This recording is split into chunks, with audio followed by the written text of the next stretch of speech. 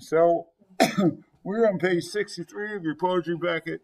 We're looking at the 7 Ages of Man by Billy Shakespeare. Billy Shakespeare, right? Not William Shakespeare, Billy Shakespeare, right? Totally Billy Shakespeare, okay? Oh, hey, he's a famous writer. Anybody know anything that he wrote? 2 teenagers, star-crossed lovers. They killed themselves in the end. Yeah, there we go. Romeo and Juliet. Okay, Romeo and Juliet. He was a pretty famous writer back during the Renaissance. I say pretty famous because he's probably the most famous writer from the Renaissance. William Shakespeare. But you guys will get into William Shakespeare stuff more in 9th grade. But today we're going to look at the 7 Ages of Man. That being said, down there at the bottom, what do y'all see? Yeah, there's like 1, 2, 3, 4, 5, 6, 7. There's 7 guys down there, and it's kind of like the evolution of somebody's life, right? Those are the faces of life. Like you start the baby, and then you get to be a hormonal teenager where you're yelling at your parents all the time, and you turn into an adult, and you hit kind of the middle of your life. Most of your parents are probably in the middle of their life right now, and then you get to kind of retirement age, and then you get near the end, and then you go to sleep and go on upstairs. Okay, hopefully you get to go upstairs. Okay. But it's a metaphor. It's a metaphor. I know. I was going to say it's a metaphor. So that being said, this poem must be about the stages of life. There we go. Y'all figured it out. Okay. So here we go. So it's the 7 Ages of Man. First off, real quick, what can I do to my title, y'all? Quotations. Boom. Hey, it's 1 stanza. Do I need to number it? No, I don't need to number it. If this 1 stanza, y'all, I don't need to number it. What's wrong, y'all?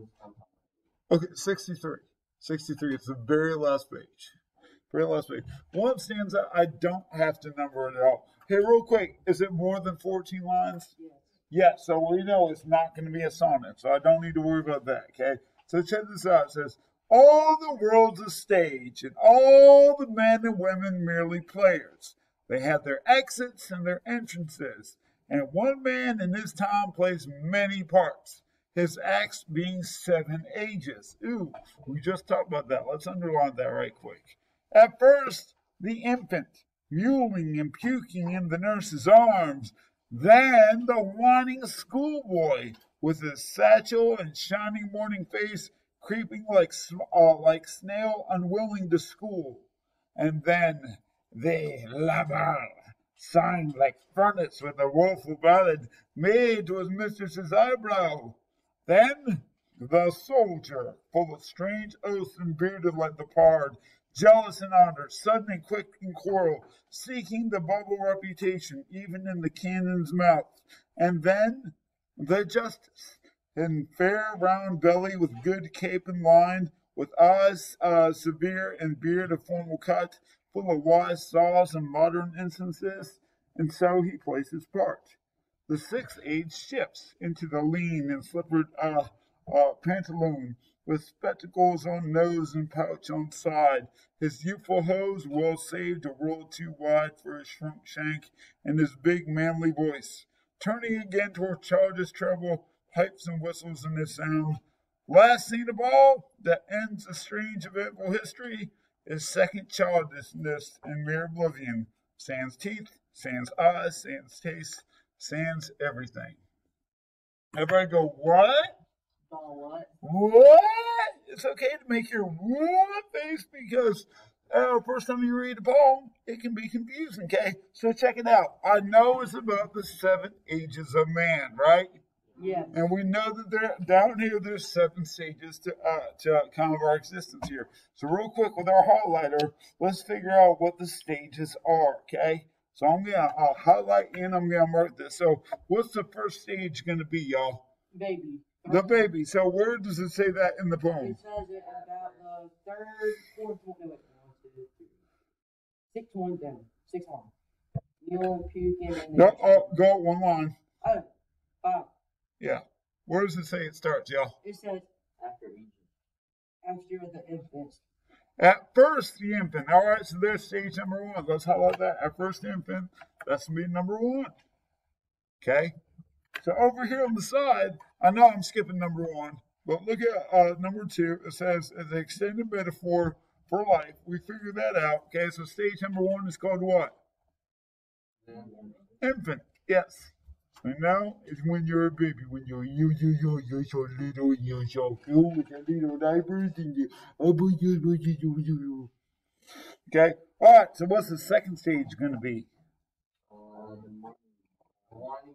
The whining schoolboy. Good job, Hunter. He figured out the whining schoolboy.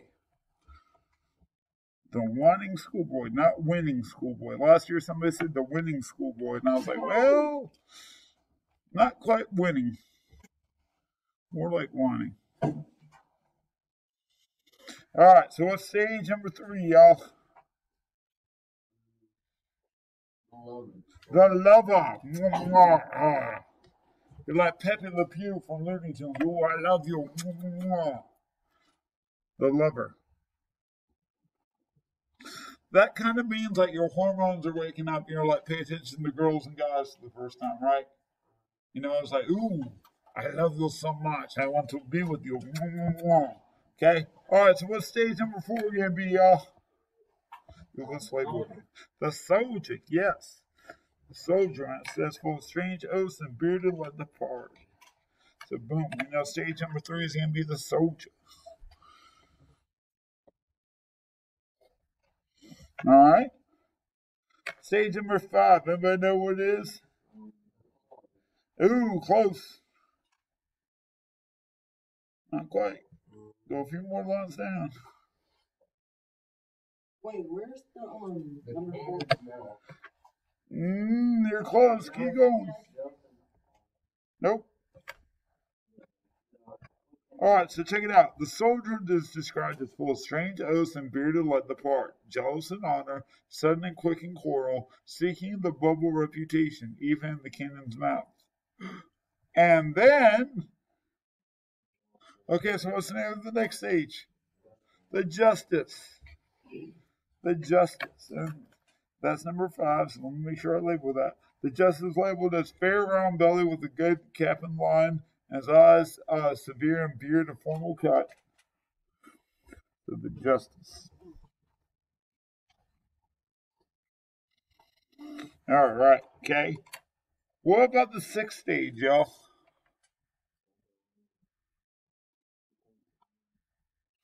The slippered pantaloon. Good job. Pantaloon.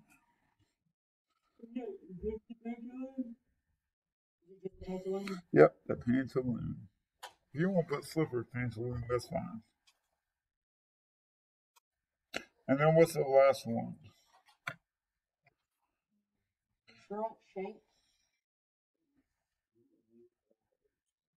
Okay, so here's the. Ooh, let me number it. I keep forgetting to number these. There's number 6, the pantaloon. So what's the 7th one going to be? I keep going down.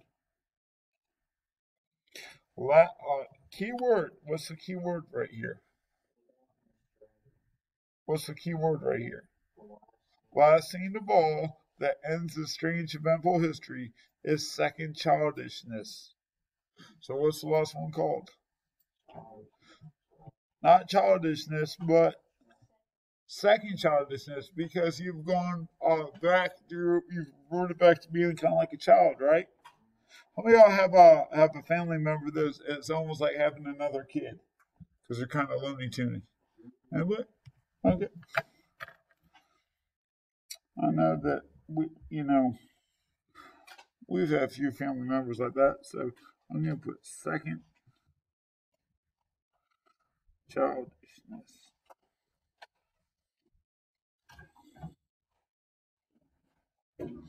There we go. Wait, down here at the bottom. So I got the infant, then the whining schoolboy, then the lover, then the soldier, then the justice, then the pantaloon, and the second childishness. Okay? So you guys obviously, if we're applying this to our lives right now, you guys, y'all are between, 12 and 14, maybe 15? Okay, somewhere between 12 and 15, right? Well, y'all will be 12. Y'all be at least, is everybody here at least 13? All right, so you're between 13 and 15 then. So which of these stages do you think kind of lines up with 13 and 15-year-olds? Okay, well, you're probably, honest to goodness, right now, you're definitely not infants because, unless y'all are wearing diapers, I don't know about it. David's like, yep, totally. Y'all are not infants anymore, so you can cross that off. You guys are logistically are probably y'all are kind of crossing over from whining schoolboy or schoolgirl into the lover stage because you guys are going through puberty and it's weird and you're hormonal and you feel like yelling and crying and laughing all at the same time. You hate your parents, but you want your parents to give you $20 so you can go to the store and buy a video game. And you don't want to clean your room, but you do want to clean your room. But you don't want your parents to tell you to clean your room. You want to clean on your own. You don't want your parents to say clean your room because then you don't want to clean your room, right? Right? And so you guys are kind of in that stage where I'm just covering my face up. Where y'all are kind of in between, like you're a kid. You don't want to be a kid anymore because you're not a kid, right? You're a teenager, and you're almost kind of like, no, I'm almost a man. Eighth grade last year told me he was a full-grown man. I was like, oh, okay. Well, who's gonna pick you up from school today? He's like, my dad. I was like, go on with your bad stuff. So. And you don't want to be called a whining schoolboy. Nobody wants to say, oh, whining schoolboy or schoolgirl. But honest to goodness, you guys are kind of like near the end of the stage into the lover stage because you're like, you're noticing girls, you're noticing guys, you're like, oh, I think she's beautiful, or oh, I think he's cute, or whatever, okay? That makes sense? Now, that being said, so check this out. You guys pass into the lover stage and the soldier stage. Honest to goodness, most of your parents are probably in the justice stage right now, where they're not old, they're not young, but they're not old, but they're not young. Does that make sense? Okay. So 32 would probably be somewhere between the soldier and the justice stage. I would say, like looking at myself, I'm in the justice stage because, like right here it says with full of wise thoughts and smart incidents, and he plays the part. You kind of, when you're in the soldier stage, you feel like you got something to prove to the world still. And I'm in that stage. I'm 39, so I'm in that stage where I really don't care what people think of me anymore. And I got nothing else. I've got nothing to prove to anyone. If Brent Hayes doesn't like me, I'm like, oh, okay. I'm gonna go drink my coffee now and eat my lunch and whatever, because I just don't care. And odds are your parents are in that stage too, with the justice. So. If you were at 32, though, you'd probably still be in the soldier stage because you're like, oh, I gotta prove something to the world. That makes sense? Oh, it's not like a family like that. Your grandparents are all in that pantaloon or second. Oh well, probably somewhere between the justice and the pantaloon stage. God, I hope my parents don't watch this video because my parents are definitely in between the pantaloon and the second childish stage. I'm just playing. They're in the pantaloon stage. They're not helpless yet. But like Ashley's grandma that just died when she died this spring. She was 95. She was definitely in the second childish stage because she couldn't take care of herself anymore. She required other people to take care of her. Does that make sense? Yeah. All right. Cool. So we're almost out of time in this video. So real quick, look up here. Look at number 1. Let's answer this before the video runs out, and they'll just have to do the rest on their own. Shakespeare's famous metaphor that compares the world to a stage. What does he compare men and women to? Let's look at the first 3 lines, okay? Zach's going to read line 1, Zai's going to read line 2, and Ali's going to read line 3, okay? Take it away. Or no, and then Trace will read line 4. I'm sorry, there's 4 lines there. So, Zach, take it away. Yeah, just the first line. And then Zai does line 2.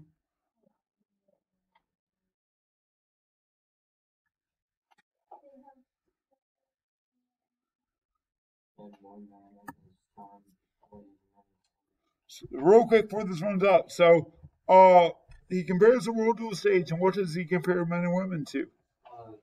They're players. They're actors in the play, right? They're actors in the play. So we'll say actors or actresses. And this video is ending because I'm out of time. So you guys watching this at home, yeah.